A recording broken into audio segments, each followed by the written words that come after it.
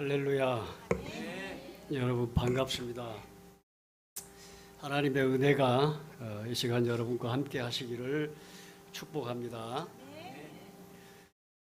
제가 우리 전상원 목사님의 초청을 받고 생각해 보았더니 우리 전상원 목사님 20대 초반에 그리고 제가 30대 후반에 전상원 목사님을 알게 돼서 지금까지 알고 있는데, 전상원 목사님을 한마디로 표현하라고 하면은 딱 두 글자로 제가 표현할 수 있어요. 떠오르는 게.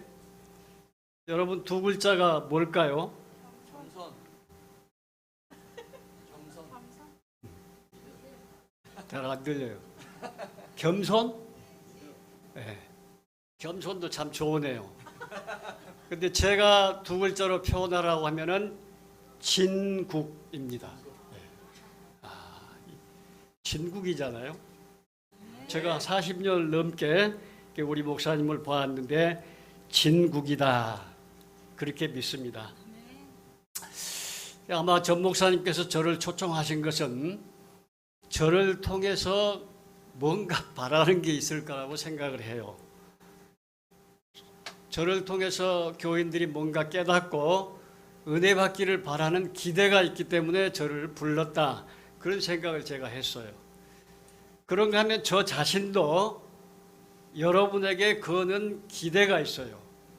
오랜만에 외부에서 온 목사님이, 그것도 원로 목사님이 설교를 하는데 원로 목사인 저의 설교를 듣고 은혜 받았으면 좋겠다, 그런 기대가 있습니다. 그래서 목사님의 기대, 여러분의 기대, 저의 기대가 이루어지는 시간이 됐으면 좋겠습니다. 사실 저는 부족한 점이 많은 목사여서 그것을 극복하기 위해서 젊은 날에 고생을 굉장히 많이 했습니다. 그래서 간증거리가 많습니다. 그런데 제가 주일 예배 한 많아야 20-30분 설교하는데 간증을 하면 다른 설교를 못 하겠더라고요. 그래서 산문처럼 제가 경험한 그런 간증들을 섞어서 설교를 준비했는데 여러분이 기대하시면 은혜가 되리라고 믿습니다. 은퇴한 목사는요, 현장에 현역으로 있는 목사와는 약간 다른 생각을 하고 살게 되는 것 같아요. 그게 뭐냐 하면 사람에게는 이렇게 공격성이라고 하는 게 있거든요. 근데 은퇴를 하고 보니까 공격성이 완전히 사라집니다. 그리고 누군가 나를 공격해 올 때 내가 방어할 수 있는 방어벽이라고 할까, 방패막 같은 것이 사람마다 다 있는 건데 이것도 없어졌어요. 그래서 다시 말하면 무장해제가 됐습니다. 다른 말로 말하면 내 마음이 비어있는 상태예요. 그때 오는 게 평안이 와요. 아, 편하구나. 평안이 옵니다. 평안이 오면 자연히 하나님의 은혜가 오게 되는 줄로 믿습니다. 우리 예수 믿는 사람에게는요, 은혜가 참 중요합니다. 구원은 이례적인 거예요. 예수 믿는 순간에 내가 예수 그리스도를 나의 구주로 고백하는 순간에 구원이 이루어진다면 은혜는 수시로 받아야 될 줄로 믿습니다. 여러분도 은혜 받으시기를 축복합니다. 사람은요, 정체성이라고 하는 게 있습니다. 영어로 표현하면 아이덴티티라고 하는, 소위 말하면 자기 신분이라고 하는 게 있어요. 크게 보면 우리는 하나님의 아들, 딸이지만은 구체적으로 생각해 보면 여러 가지 신분이 있는데 자기 혈통도 있고 자기 족보라고 하는 것도 있고, 이 교회도 제가 알고 있는 장로님이 한 분 계셔요. 김영현 장로님, 또 정명기 장로님, 두 분 아시겠더라고요. 제가 알겠더라고요. 근데 그 김 장로님은 어디 계시는지, 의사잖아요. 의사. 혹은 대학 교수, 혹은 목사, 혹은 일반 직장인, 혹은 가정주부, 이게 우리의 소위 말하면 정체성이라고 하는 거예요. 저는 은퇴를 했지만 목사이기 때문에 목사로 사는 거예요. 여러분은 하나님의 아들, 딸로 장로님, 권사님, 집사님, 성도 이런 정체성을 가지고 살아가는 거예요. 이 정체성이라고 하는 게 굉장히 중요합니다. 사람에게. 왜 정체성이 중요하냐? 우리가 내가 하나님의 아들이고 하나님의 딸이라고 하는 정체성을 가질 때 나는 하나님의 아들처럼 살아야 되겠구나. 나는 하나님의 딸처럼 살아야 되겠구나. 그리고 내가 만나는 모든 사람을 하나님의 아들, 딸로 볼 수 있어야 되겠구나. 이게 정체성이에요. 정체성이 왜 중요하냐? 이런 얘기가 있어요. 사자와 양은 많이 다르잖아요. 같은 동물이지만은. 사자가 어느 날 자기 새끼를 데리고 이렇게 다니다가 새끼 한 마리가 어미를 놓치고 길을 잃어서 방황하게 됐어요. 근데 옆에 보니까 염소 무리들이 놀고 있는 거예요. 그래서 사자 새끼가 염소 무리 속에 들어가 가지고 염소가 풀을 뜯으면 자기도 풀을 뜯고 염소가 매해 하면 자기도 매해 하고 이렇게 염소 신용을 내고 살고 있었어요. 그런데 사자 어비가 어느 날 그 광경을 목격을 하고서 사자의 새끼인데 염소처럼 양처럼 살고 있잖아요. 그러니까 화가 나가지고 사자 새끼를 목을 잡아가지고 거울에다 비춰주면서 너는 사자야. 너는 사자야. 그래서 그날부터 사자가 다시 자기 정체성을 회복해서 사자로 살았다. 그런 얘기를 제가 어느 글에서 본 바가 있는데 우리는 예수 믿는 하나님의 자녀들인 줄로 믿습니다. 그것이 우리의 정체성입니다. 우리에게 주어진 이 정체성이 매우 중요한 것은 하나님은 우리를 하나님의 형상과 하나님의 성품을 닮은 하나님의 아들, 딸로 창조하시는 줄로 믿습니다. 그래서 저와 여러분은 하나님의 형상과 하나님의 성품을 가진 하나님의 아들, 딸이라고 하는 정체성이 우리의 신앙 고백인 거예요. 사람이 하나님의 형상과 하나님의 성품을 닮은 하나님의 아들, 딸이다. 그건 창세기 1장 26절에서 28절 말씀에 자세히 나와 있는데 시간이 없으니까 다 볼 수가 없어요. 사람이 하나님의 형상, 하나님의 성품을 가진 하나님의 아들, 딸이라고 하는 의미가 뭐냐? 첫째로 사람은 세상의 그 무엇과도 비교되거나 바꿀 수 없는 최고로 존귀한 존재이다. 저와 여러분은 이 세상에서 최고의 존재인 줄로 믿습니다. 그러니까 이 세상을 주고도 바꿀 수 없는 게 우리 인간인 거예요. 두 번째로 하나님을 닮은 하나님의 자녀라고 하는 것은 무슨 얘기냐? 우리는 하나님과 관계를 맺고 살아야 잘 살 수 있고 행복하게 살 수 있는 거예요. 하나님과 관계를 맺어요. 접속돼 있어야 돼요. 이 마이크를 이 플러그를 빼버리면 마이크 소리가 안 나잖아요. 이 접속이 돼 있어야 소리가 나잖아요. 우리는 하나님께 붙어 있어야 된다. 예배하는 동안에 우리는 딴 생각을 하지 않습니다. 기도하는 동안에 딴 생각을 하지 않습니다. 하나님과 친밀한 관계를 맺을 때 우리는 선하고 복된 생각을 하는 것입니다. 세 번째로는 하나님의 형상을 닮은 하나님의 아들, 딸이다. 세 번째 의미는 뭐냐? 하나님께서 창조하신 이 세상의 모든 피조물을 인간이 다스리고 관리하는 감독자예요. 그걸 다른 말로 말하면 사람은 만물의 영장인 줄로 믿습니다. 그런데 이러한 만물의 영장인 우리 인간이 세상을 살아가는 현실이 마냥 즐겁고 모든 것이 만사 형통하는가입니다. 사랑하는 여러분, 중요합니다. 믿음이라고 하는 세계는 이상의 세계예요. 이상의 현실이 아니에요. 우리가 바라는 것을 하나님께 기도해서 이룰 수도 있고 이루어지지 않을 수도 있는 이상의 세계가 믿음이에요. 시간이 없으니까 더 이상 자세히는 설명을 못하는데 여러분이 한번 생각해 보세요. 믿음은 이상의 세계예요. 그리고 우리의 삶은 현실이라는 거예요. 근데 현실이라고 하는 것은 늘 평탄하지가 않아요. 이런저런 여러 가지 어려운 사건들을 경험하면서 사람이 살아가도록 되어 있습니다. 그래서 사람은 누구나 어려움과 고통을 겪으면서 살게 됩니다. 그런데 그것을 잘 참아내고 극복한 사람을 우리는 승리자요 성공한 사람이라고 말하고, 그리고 좌절하고 넘어져서 다시 일어나지 못한 사람을 실패자라고 말하게 되는 것입니다. 그렇다면 어떤 사람이 어려움을 극복하고 성공한 사람으로 이 땅에 우뚝 설 수 있느냐? 그 사람은 한마디로 성경의 교훈을 빌려서 말씀을 드리면 긍정적인 사람입니다. 긍정적인 사람. 제가 부목사님들의 경험이 여러 명 있는데 많은데요. 담임 목사가 부목사에게 뭔가 이렇게 주문을 합니다. 목회하면서 아무개 목사님 이걸 좀 부탁하니까 한번 해보라. 그러면 긍정적인 목사님들은 예 목사님 알겠습니다. 해보겠습니다.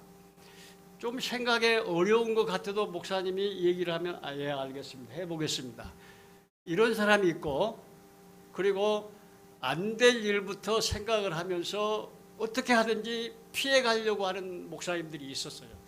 근데 지금 저하고 같이 동역했던 부목사님들이 현장에 지금 목회를 하고 있는데 예 알겠습니다 하는 긍정적인 마인드를 가진 목사님들은 다 성공했어요. 할렐루야. 긍정의 힘이라고 하는 것은 그만큼 중요한 거예요. 민수기서 14장 28절에 이런 말씀이 있어요. 너희가 하는 말이 내 귀에 들리는 대로 내가 행하리라. 이 무슨 말씀이냐면 이스라엘 민족이 애굽에서 하나님의 은혜로 출애굽해서 광야를 거쳐 가나안 땅에 가게 되는데 광야 길이 너무 힘들었어요.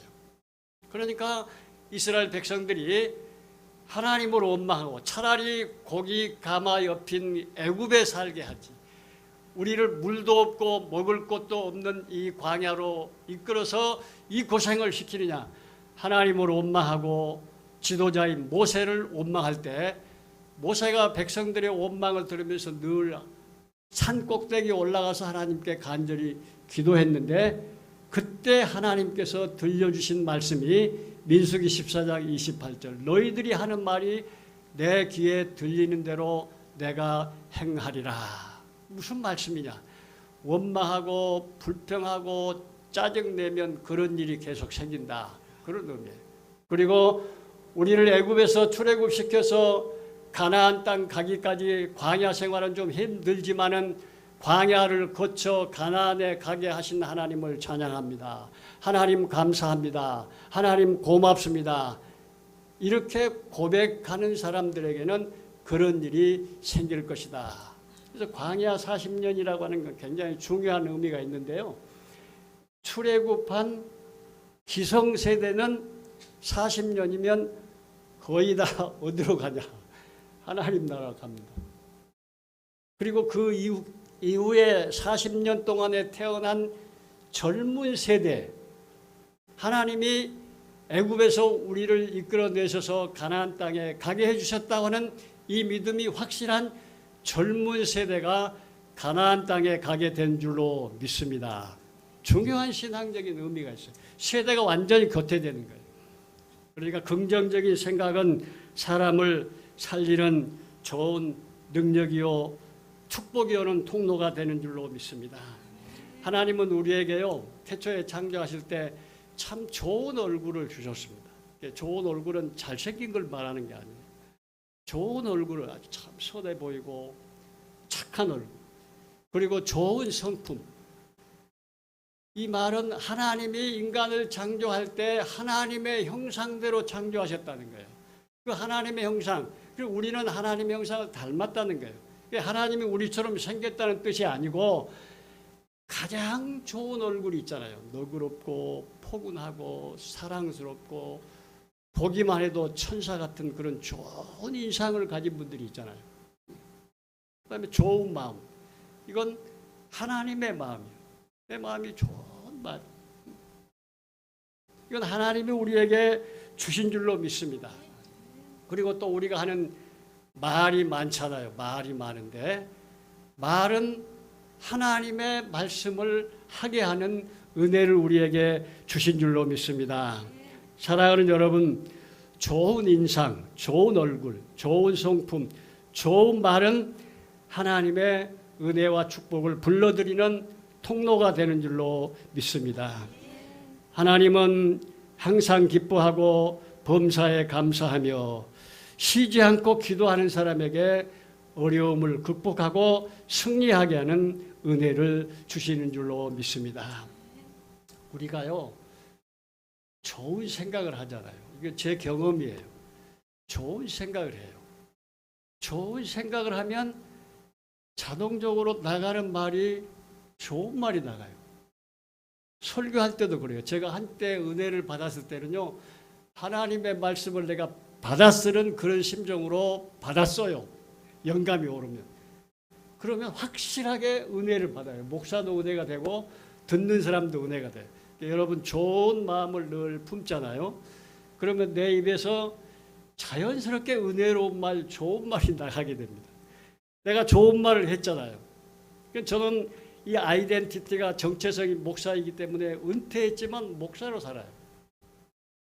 그래서 좋은 마음, 좋은 말, 그 다음에 오는 것은 뭐냐? 그 사람의 주변 환경이 좋아지게 돼 있어요. 성공 확률이 높다 그 말이에요. 좋은 마음을 품고 좋은 말을 하고 좋은 행동을 하면 팔자가 바뀌는 거예요. 운명이 바뀌는 거예요. 제가 죄송하지만 은퇴를 했는데 은퇴 안 한 목사처럼 설교를 많이 하고 있어요. 어떤 교회 가면 막 3개월, 6개월, 2년도 했고 경우에 따라서 3년까지 설교를 해서 1년만 목사님 합시다. 1년 되니까 1년 더 합시다. 2년이 됐는데 1년만 더 합시다. 그래서 교회가 이렇게 평화로워지고 은혜로워지고 그런 경험을 제가 한 바가 있어요. 그래서 좋은 마음을 가지시고 좋은 말을 많이 하시고 그리고 좋은 행동을 많이 하시면 여러분의 환경이 좋아져서 하나님의 축복이 임하는 통로가 될 줄로 믿습니다. 제가 오늘 여러분에게 한 가지 질문을 던져보겠는데 질문의 해답은 여러분 스스로 생각하시면 돼요. 예수님의 삶이 고통인가 행복인가 하는 거예요. 예수님의 삶은 고통인가 행복인가? 우리가 당하는 고통의 대부분은 가족 관계, 그 중에서도 경제적인 문제입니다. 그래서 우리가 불화한 가정을 보면 매우 안타깝고 화목한 가정을 보면 부럽기도 하고 감동적이기도 합니다.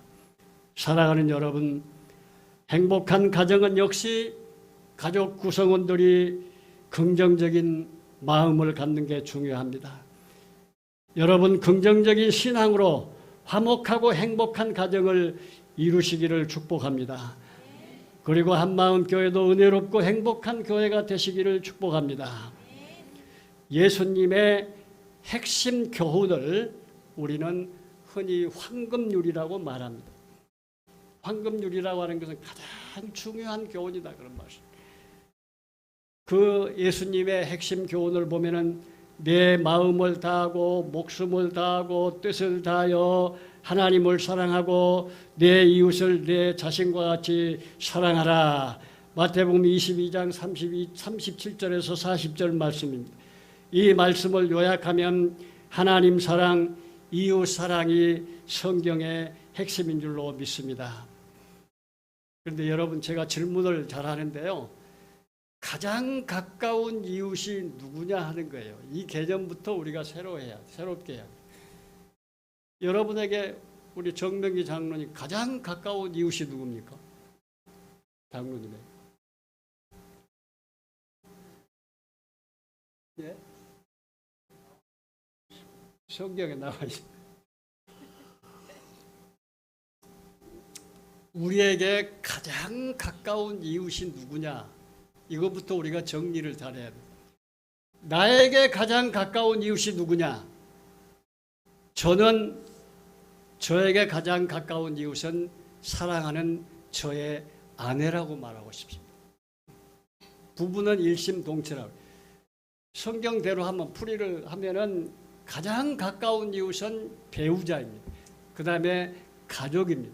그래서 가족 공동체가 하나님의 말씀에 근거해서 하나님의 은혜 가운데서 행복하게 살고 성공적으로 살아야 우리가 다른 사람에게 영향을 미칠 수 있는.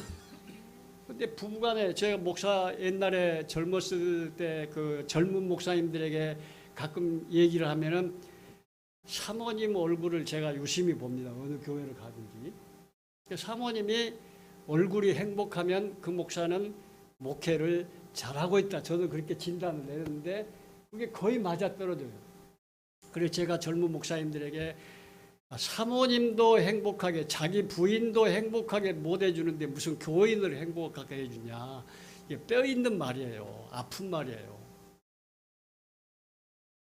제가 은퇴하니까 제 아내는 당신 설교를 듣다가 앞으로 누구의 설교를 듣냐.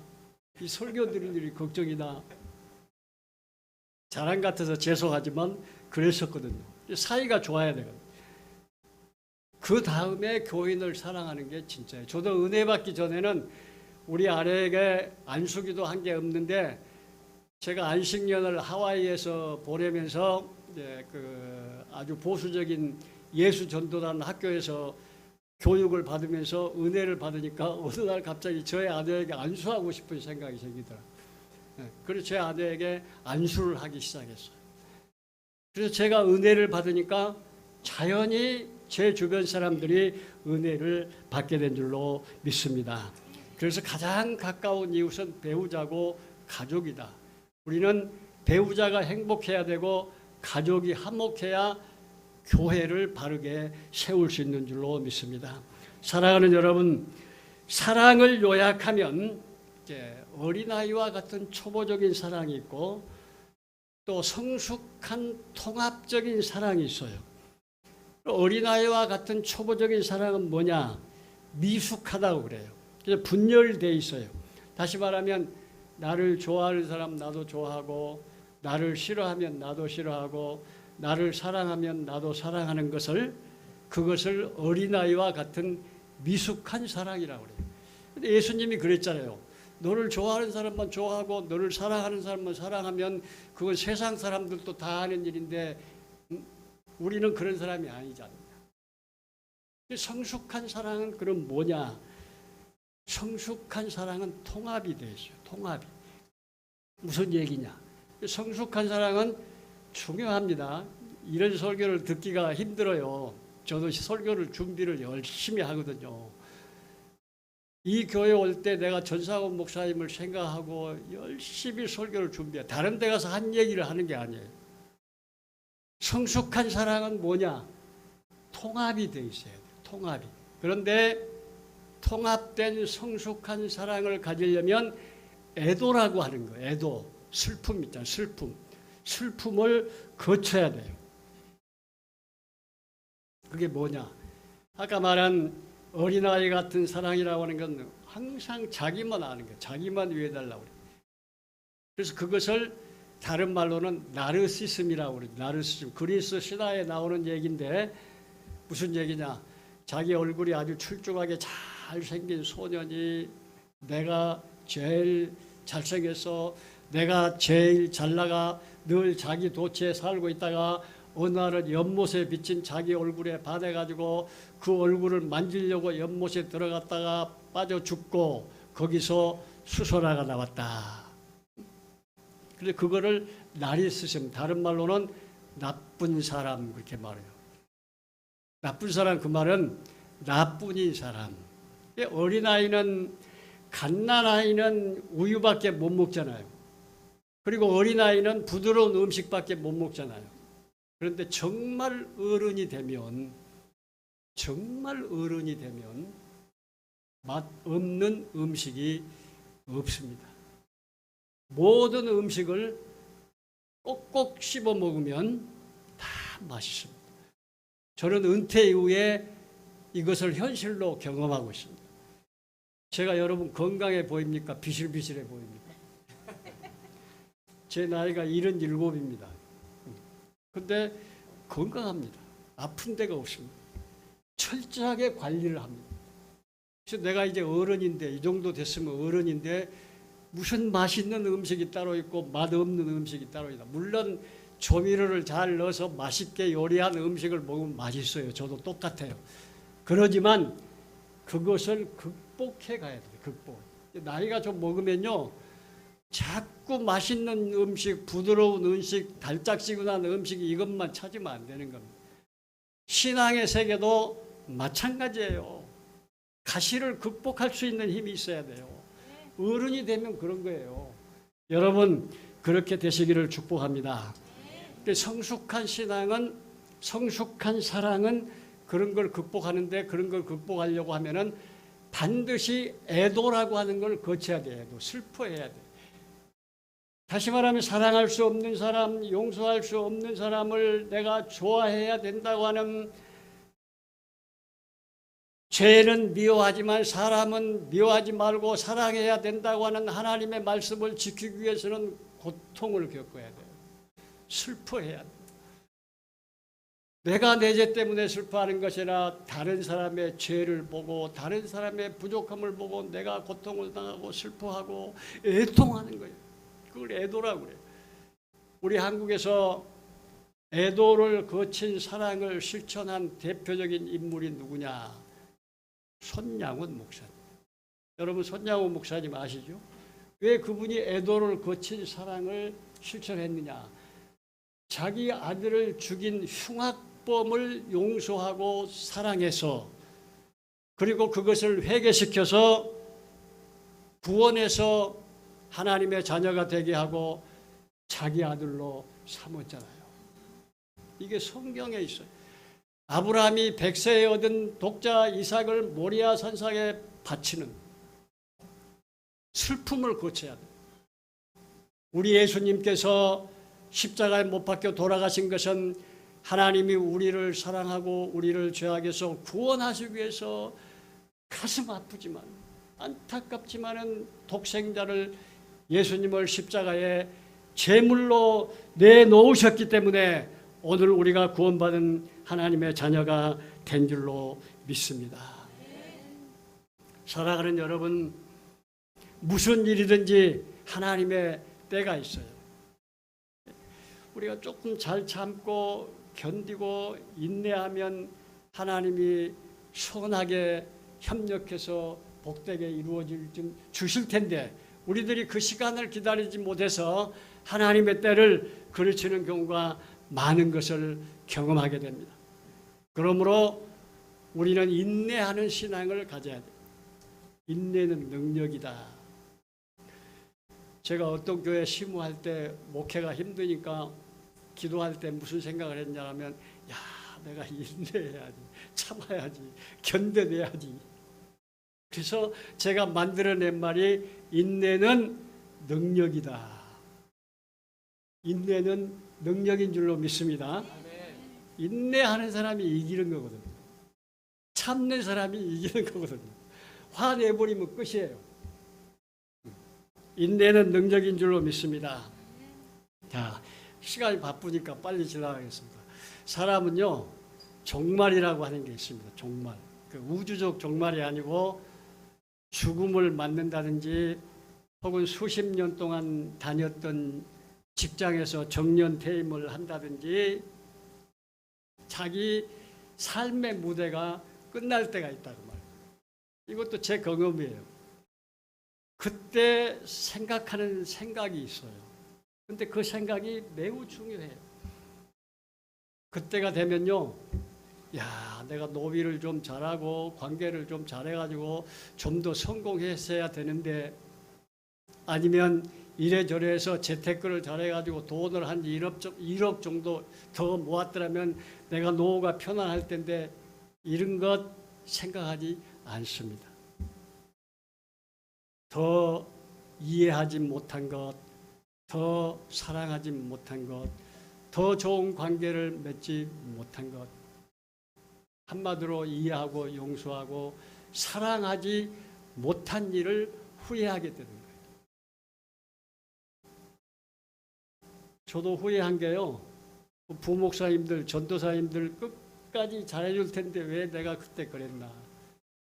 한마디만 간증을 하면 뭐 장로님, 권사님, 집사님 다 마찬가지. 어떤 전사님이 일반 대학을 졸업하고 일반 대학에서 어학을 전공해서 영어도 잘하고 인물도 출중하게 생기고 그런데 저한테 추천이 돼가지고 그래서 한신대학원에 가서 신학을 하고 처음으로 저한테 전도사 하겠다고 왔는데 딱 보니까 아주 얼굴도 잘생겼고 날씬하고 근데 어느 날 보니까 빨간 티셔츠에 밑에 하얀 청바지 하얗기는 한데 청바지 있잖아요. 청바지 종류 그런 걸 딱 붙은 걸 입고 와서 청년들하고 친교실에서 히덕거리고 놀면서 탁구를 치고 그러는데 야 제가 보기에 이해가 잘 안 되는 거예요. 아무래도 전도사의 품위에 좀 문제가 있다 그렇게 생각이 돼서 불러가지고 전도사에게 알맞는 복장을 하고 다니는 게 좋겠다 그렇게 한마디 했더니 이 전도사님이 막 펑펑 울어버렸어요. 펑펑 울었어요. 지금 생각해보면 지금 같으면 야 아무개 전도사 참 젊어서 좋다. 젊어서 좋다. 그 정도 하고 말았어야 돼. 청바지 입으면 어때요? 오늘 아침에도 제가 텔레비를 보는데 어떤 목사님이 청바지에 티셔츠 입고 설교하더라고요. 멋지더라고요. 우리는 아직 그렇게 못하잖아요. 개방이 안 돼가지고. 야 나도 한번 저렇게 하고 한마음교회 가볼까? 그러다 은혜가 떨어지면 어떻게 해요? 제가 젊었을 때 담임 목사가 됐는데 그때 누구죠? 그 무렵에 미국 대통령이 누구냐? 하여튼 40대 나하고 나이가 동갑이에요. 40대 대통령이 됐는데 이 사람이 46세인가 대통령이 됐는데 어느 날 텔레비를 보니까 청바지를 입고 나왔어요. 청바지를 입고. 나도 세계적인 대통령도 청바지를 보는데 나도 한번 청바지를 입어보겠다고 청바지를 입고 새벽 기도에 나갔는데 그날따라 보수교회 어떤 집사님이 그 교회 제가 목회하는 교회에 나와가지고 목사님이 다 청바지를 입어 그래 우리 교인들한테 흉을 봤다는 거예요. 그래서 그 다음부터 또 청바지를 못 입었어요. 그래서 청바지 입으면 어때요? 그런데 이 생각이라고 하는 게 그렇게 달라지는 거죠. 그래서 그때 제가 은퇴하고 후회한 게 그 조조사님한테 내가 그거 말하지 말았어야 됐는데 그래서 제가 언젠가 그분이 저한테 식사를 대접하고 싶다고 해서 식사 대접을 받으면서 내가 그때 청바지 입은 거 뭐라 한 거 미안하다 용서해 달라 화해를 했어요. 사과를 했어요. 그러니까 그 전사님이 나는 아버지 같은 목사님이니까 괜찮다 그렇게 저를 위로해 줬어요. 여러분 제가 어느 날 설교 다 끝났습니다. 시간이 지났는데 그래서 목사님 요구한 시간이 좀 지났는데 한 5분 더 하겠습니다. 중요한 얘기. 제가 어느 날 기도하다요 큰 감동을 받은 바가 있어요. 간증입니다. 받은 감동은 우리 하나님은 눈이 없어. 눈이 하나님은 귀도 없으셔. 야 이게 나한테 보이다니. 야 이게 내가 이 순간에 이걸 깨닫다니. 엄청 제가 감동을 했어요. 하나님은 눈이 없고 귀가 없어요. 무슨 말씀이냐? 하나님은 보고도 못 본 척 하시고 듣고도 못 들은 척 하시는 분이에요. 믿으시기 바랍니다.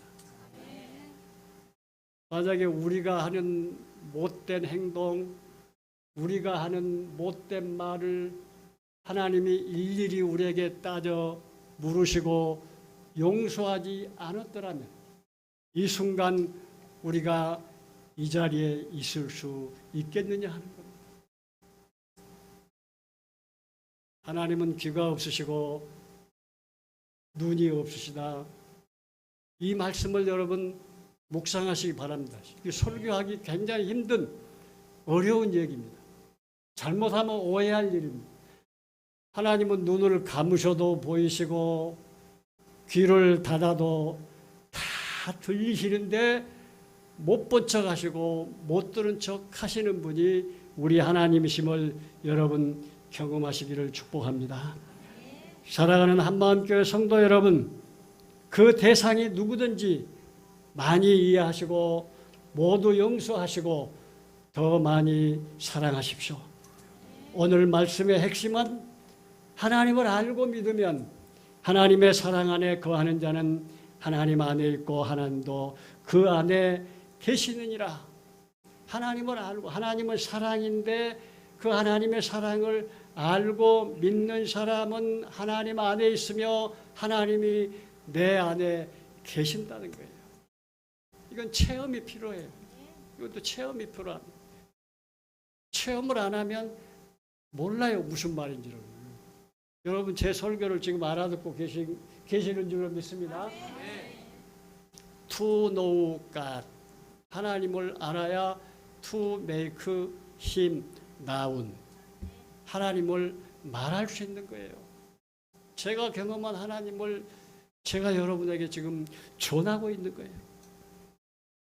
사랑하는 여러분, 우리가 하나님의 은혜를 받으면 하나님과 영적인 소통을 가지면 놀라운 축복이 우리에게 임하는 줄로 믿습니다. 우리가 인간관계에서 서운하고 섭섭해서 관계가 힘들고 어렵게 된다고 하는 것은 거의가 소통의 문제입니다. 나도 상대편의 마음을 모르고 상대편도 내 마음을 모르기 때문에 답답하고 그리고 서운한 거예요. 얼마 전에 제 아내하고 말다툼을 했는데 제가 혹시라도 먼저 죽으면 제 아내가 좀 편하게 살 수 있도록 하려고 여러 가지로 노력을 하거든요. 그런데 그건 그때 가서 할 일이지 지금부터 걱정할 일이 아니다. 제 마음을 몰라주는 거예요. 그래서 왜 내가 당신을 위해서 하는데 당신 내 마음을 몰라주냐. 그것 때문에 언성이 높아졌어요. 그런 마음이 있거든요. 내가 만약에 먼저 죽으면 내 아내가 좀 편하게 살아야 될 텐데. 그런 생각이 많거든요. 근데 몰라주니까 답답하다 이거. 서운해진다 이거. 어떤 분이 그러더라고요. 자기 배우자를 이렇게 소개하는데 우리 집 로또, 우리 집 로또. 절대 안 맞아. 안 맞는다는 거예요. 예수님께서요, 어느 날 제자들을 향해서 제자들이 예수님의 그 제자들이 하는 얘기가 많은데 못해요. 지금 시간이 없어서 못하는데 이게 뭐 네가 잘나지 네가 잘나지 네 말이 맞니 뭐 하니 이제 길가에서 예수님의 제자들이 막 언쟁을 하고 토론을 하고 그러니까 그걸 딱 들으신 예수님이 뭐라 한지 알아요? 요한복음 15장 7절에 너희가 가던 길을 멈추시고 예수님이 제자들에게 하신 말씀에 너희가 내 안에 있고 거하고 내 말이 너희 안에 있으면, 그러니까 예수님과 제자들이 하나가 되면 그러면 무엇이든지 원하는 대로 구하라. 그러면 이루리라. 하나님과 일체가 되는 것, 예수님과 일체가 되는 것, 놀라운 일입니다. 한마디만 더 하겠습니다. 이제 진짜 한마디만 더 하겠습니다. 정말 아쉬워요. 막 하고 싶은데 시간이 없어서 아쉬운데 한마디만 더 하겠습니다. 사람이 죽을 때가 되면 뭐가 변한다고 그러죠? 네? 사람이 마음이 변하면 죽는다. 그런 말 하죠. 마음이 변하면 죽는다. 이 말이 중요합니다. 마음이 변하면 죽어요. 그러니까 그냥 하던 대로 해. 그동안 하던 대로 해. 마음 변하면 죽어. 그 말이 뭐냐? 마음이 변해서 죽는 게 아니고 죽음이 가까워오는 것을 내가 인지하는 거예요. 그러면 그때 마음이 바꿔지는 거예요. 회복되는 거예요.